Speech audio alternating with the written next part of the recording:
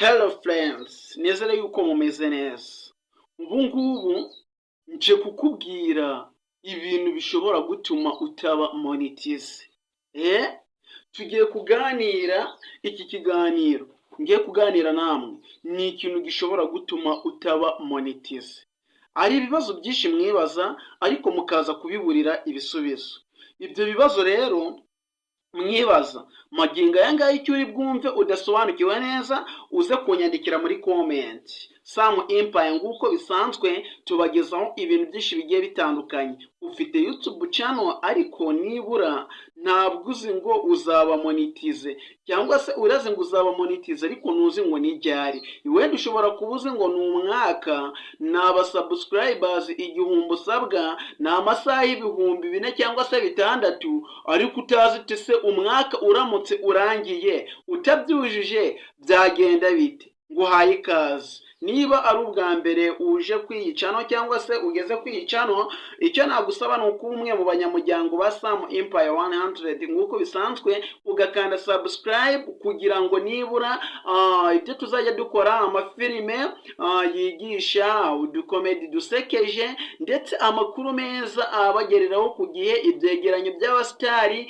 imyandikire y'abahanzi ndetse n'ibindi byinshi bigiye bitandukanye, byose bizajya bibasha kuba byakugeraho ku gihe. Uhawe ikaze. Reka dutangire. Sam Empire iri kugusaba umusada wawe, kanda subscribe, notification ubundi wikomereze video, si byose. Ahangaha ndagira ngo ubwire yuko ibintu byose ari uguhimba ndetse ibintu byinshi biba ari ibintu bidasobanutse, ariko nibura wabasha gucukumbura ukabasha kuba wabisobanukirwa. Kandi ndakeka namwe niko mubizi. Ibintu byinshi ni ukuvumbura. Nta munyabwenge urenze ku buryo wavuga ati ndihagije kuri YouTube channel, ni njyewe ugomba kuzajya ngora ibintu byanjye, nta nyunganizi nimwe ngeneye, channel yanjye izaba monetize ryari. Ibyo bintu byose ntabwo ugomba kubyifasha wowe ku giti cyawe. Rero niyo mpamvu nguhaye ikaze kugira ngo dutangirane yino video. Niwumva ukandega amatwi neza, uri buze kugira ikintu uvanamo. Ikintu cya mbere noneho nibura ngiye gutangiriraho, ndagira ngo ucyumve neza. Nutacyumva neza uzibaza impamvu utari kuba monetize, biteye yuko utari kuzuza amasaha bigucange, utangire kurarama gutya, urebe mu kirere uvuga ati se koko ni ibiki kweri, ni kuki ndaba monetize kandi narakoze. Ahangaha ikintu ngiye kugusaba uze kugikora. Ufite video nyinshi, yemwe zinararebwa cyane, ariko ari video wakoreshejemo ibihangano bitari ibyawe. Wakoze ikiganiro urangije ushiramo indirimbo ya Meddy, ubona channel yawe iri gutumbagira ku ba subscribers ndetse winjiza na views nyinshi ndetse na watch time irazamuka. Ariko nubwo watch time wabonye izamuka,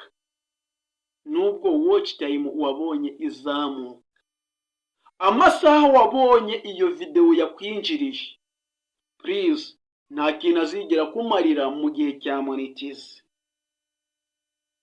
Guys, ndagira ngo ngubwire neza yuko ayo masaha iyo video yinjije nta kintu azakumarira mu gihe cyo kumonetiza. Muri ya masaha 4000, ayo masaha ntabwo azigera abagwa kugira ngo ubashe kuba waba monetize. Uzi impamvu? Nuko wakoresheje igihangano kitari icyawe. YouTube ishaka yuko uzajya ukora ibintu by'umwimerere. Sinaguca intege, hari ibihangano byemerewe kuba wakoresha muri video zawe ndibakurege copyright, ariko n'icyo gihangano nacyo ntabwo ukwiye kugiterura uko cyakabaye ngo ugende ukirunde muri video yawe nta kintu na kimwe uhinduyeho.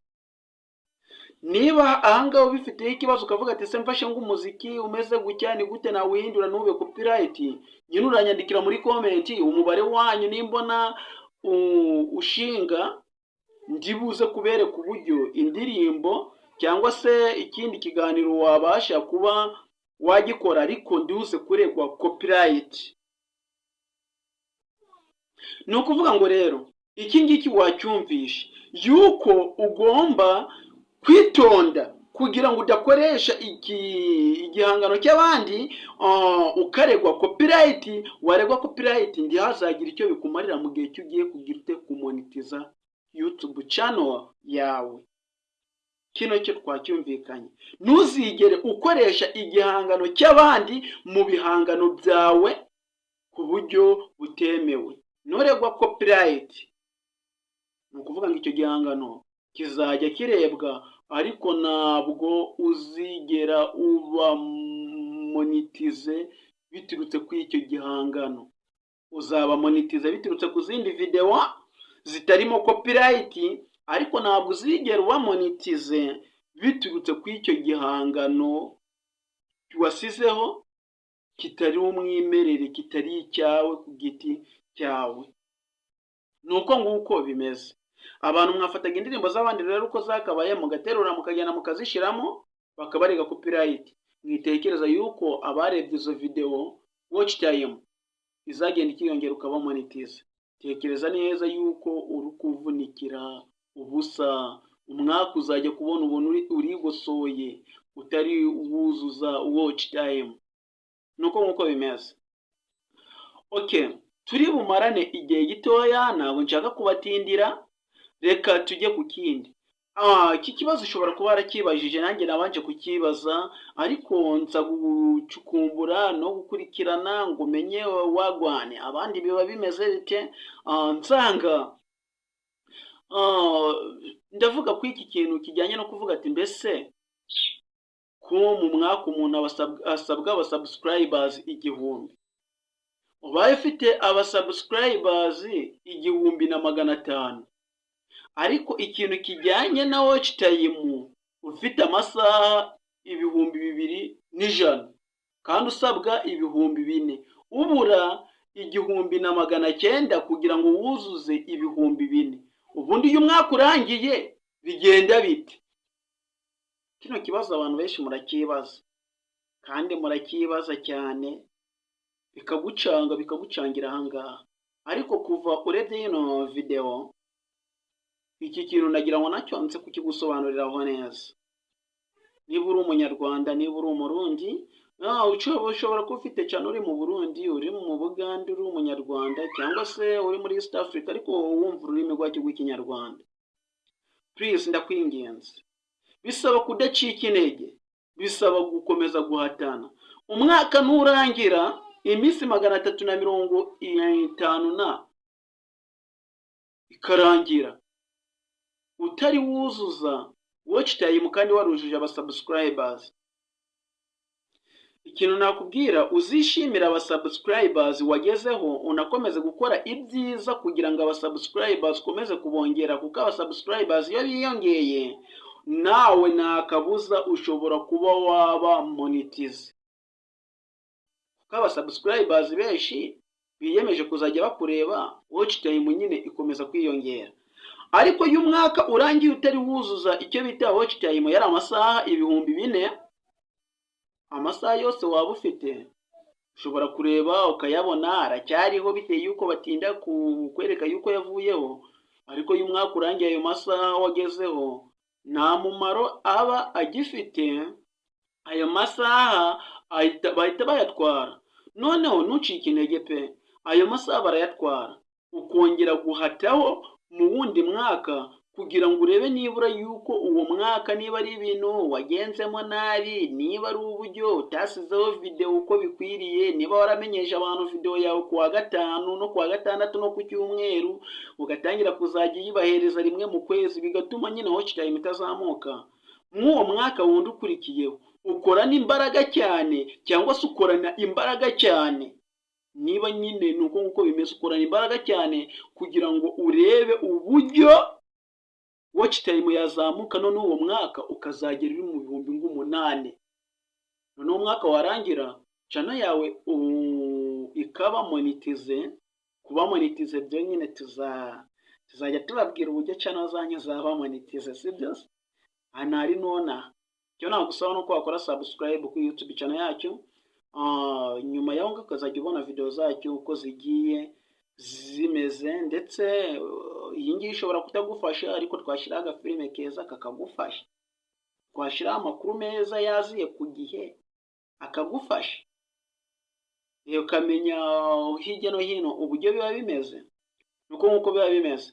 So rero icyo kintu iyo umwaka urangiye utari waba monetize cyangwa se utari wuzuza amasaha ntabwo uba monetize, ahubwo uhataho mu wundi mwaka ukurikiye. Gusa YouTube ntabwo ibesha yujuje ibisabwa mu uwo mwaka ukurikiye ukamonetiza channel yawe, utangira gukora ukirigita ifaranga, sibyo? Aho ngaho utangira gukora ukirigita ifaranga, nuko nkuko biba bimeze, utangira gukora ukirigita ifaranga. Batangira kwamamariza kuri channel yawe turati video dutoya tw'umunota n'amasegonda, utwo ngutwo ni amafaranga bagenda yinjira, abantu bakurebye YouTube itwara 40%, wowe ugatwara 60%. Nuko nkuko biba bigize utya, nuko nkuko biba bimeze. Nicyo ngicyo ntabwo wari ukizi, ushobora kuba utari ukizi yuko utwara 60%, YouTube igatwara 40%. Ibyo ngibyo rero niba utari ubizi nabyo ukwiriye kugira ute kubimenya. Ikindi, ziriya video ufata ukazigira private bitewe yuko wabonye bakureze copyright, na bro amasaha yose waba umaze kurebwa, hari uburyo umuntu areka video ikarebwa yarangiza akavuga ati mugiye ngiye kuba monetize, iriya video ndayigira private, nta kintu na kimwe byigira bigufasha. Cyaba cyiza nuko wazajya ukora video z'umwimerere, noneho ukagira ubushishozi. Wamara kugira ubushishozi ukirinda kuba wakora amakosa kuri YouTube, kuko iyo umaze kuba monetizeho hari ibintu byinshi nyine uba monetize bakubwira ati bino bintu se wemera kuzagendera kwa aya mategeko? Ati yego. Wemera yuko video uzajya ushyiraho zizajya ziraba ari umwimerere? Ati yego. Wemera kutazaviyora amategeko ya YouTube? Ati yego. Ibyo bintu byinshi ukagenda byemeza. Ati yego. Noneho wamara kubyemeza ibyo byose, channel yawe ikaba monetize, nibwo utangira gukora winjiza agafaranga. Rero ushiramo courage iyo ubonye ya mbere, ushiramo courage kugira ngo urebe ko nibura ari aho wagera. Nibyo ngibyo nababwiraga, ndakeka mwabyumvishe. Icya mbere nibura kibanze nuko utagomba gucika intege mu gihe ubonye umwaka urangiye utabaye monetize. Icya kabiri nukudafata video ngo ukuzigira private bitewe yuko bakoreze copyright utekereza yuko ari icyo byagufasha. Icya gatatu ni gukora video nziza z'umwimerere kugira ngo abantu bakumenye ko ibyo bintu byawe nyine by'umwimerere udahuriyeho n'abandi bantu. Ni gutyo bimeze. Rero niba utari ubizi, kanda like, ukore share kugira ngo n'abandi batari babizi babashe kuba bagira ute, babashe kuba babimenye. Amahoro y'Imana akomeze kubana namwe. Mwari kumwe na Mbonyumugenzi Samuel. Bye bye, ciao ciao, naho ubutaha. Niba utakoze subscribe ubwo uzayikora ubutaha, niba wayikoze nyine chance. Sawa turi kumwe, bye.